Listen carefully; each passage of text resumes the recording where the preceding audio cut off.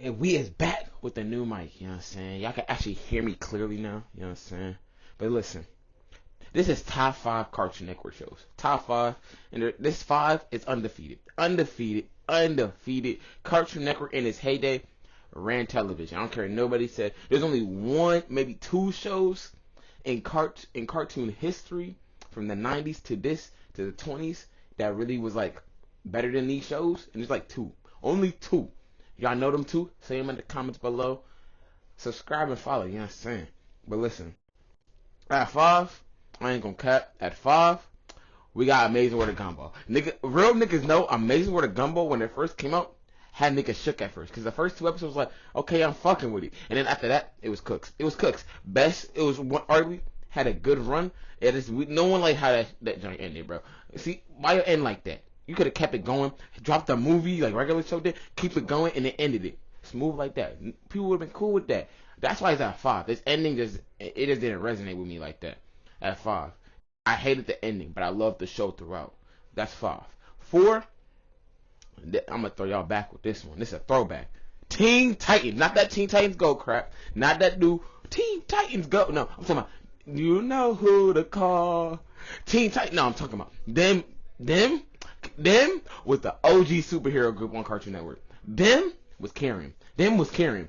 Them was they was it. You saw that on television. Clump, you was sitting down watching that with a bag of popcorn on the side. Smart popcorn. Y'all know what I'm talking about. Junk and slap, white cheddar all the way. But still, that was a top five show. Robin was murking people, really cooking people up. Slade, top tier cartoon villain.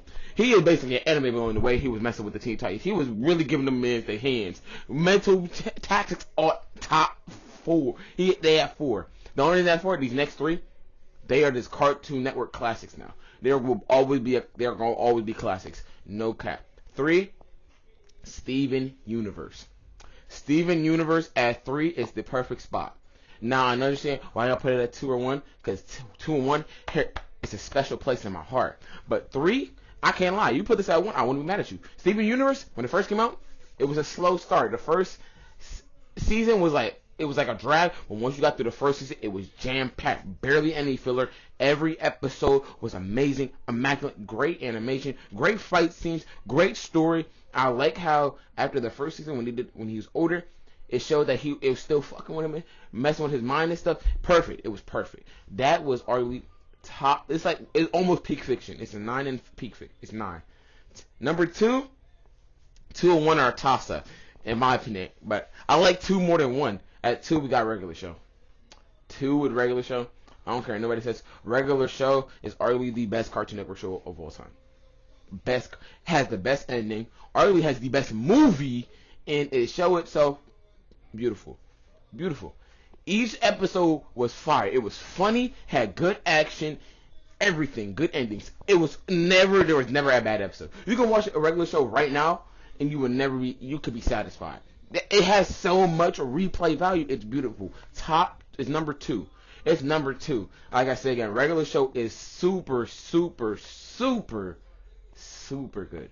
It is so close to being number one in this list. The reason I don't have it at number one is just because Adventure Time brought back Cartoon Network to its peak, to its prime, and that's why it's number one. Adventure Time is number one.